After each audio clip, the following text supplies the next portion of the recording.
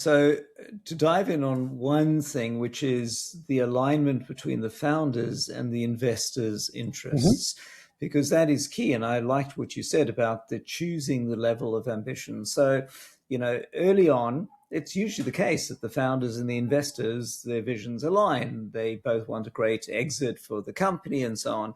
But often, as time evolves and you get from angel investors to VCs and then VCs, with larger amounts, they're often wanting substantially different outcomes. So I Absolutely. like to think that if you get home and you go, honey, I'm doing this new venture and there's a 3% chance we'll be zillionaires and a 97% chance we'll go to zero, your partner's going to tell you, dude, go get a proper job. But if Which you is also why so many founders are not allowed to ever start a second startup again, right?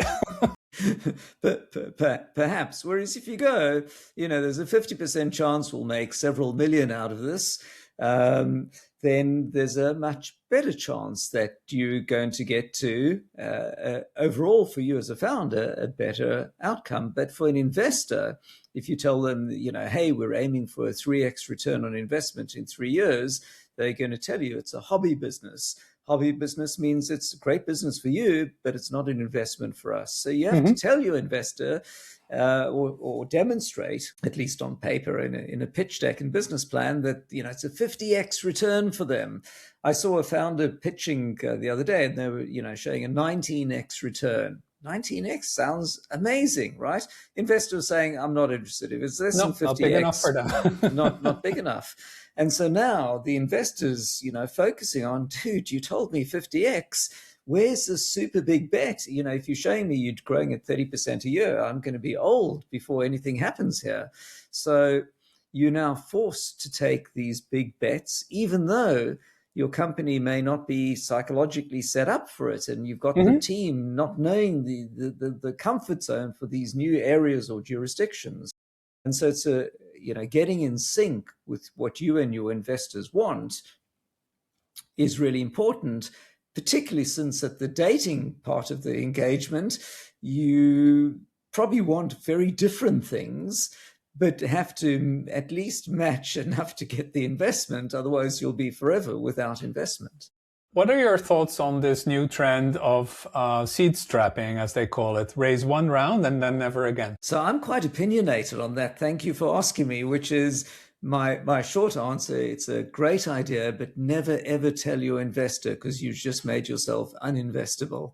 So it goes like this, which is, people have discussed, should I bootstrap or fundraise? Well, in a sense, even though it's SeedLegals, my goal is to help people fundraise. Fundraising is the failure to build your business without needing to fundraise. So if you can bootstrap on your own money, that's great. But that doesn't work because, unless you're independently wealthy or you get to revenue soon enough, generally if your rate of growth is limited by the rate at which you can fund it, you're just throwing away years of your life, Hmm. instead of giving away a bit of equity and getting money to grow faster. So that's why you raise investment. What is seed strapping? Seed strapping is where you go, well, thanks to AI, I just need a little bit of money. I'm going to raise one round, never need to raise again. I have Keep a seen majority enough. is assumed, right? Sorry? You assume you keep a majority of the voting Oh, shares, yeah. I No, believe. absolutely. I'm going to give Yeah. away, 10, 15, 20% equity. Never need to do this again. I've got a few hundred K or, and now I'm good to keep going. And I'll get to cash flow positive and profitable and not need to raise again. So I see occasionally founders telling me that, and I always have this wry smile going, you're going to be back in 9 months' time, because it is never the case. And why? Because one of broadly two things happen. Either things take longer and you need more money because you don't have revenue, or actually things are going really well, in which case you're far better off raising much more so that you can grow faster.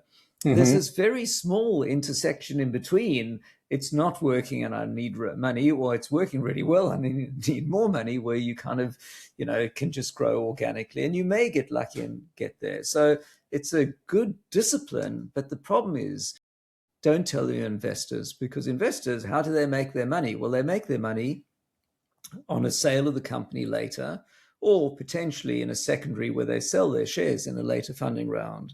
But if you're telling them there's no more funding round, so that's off the table, and you're also telling them, well, I'm planning to kind of grow more modestly, they're going, well, 20 years' time, you're still building this business. That's great for you.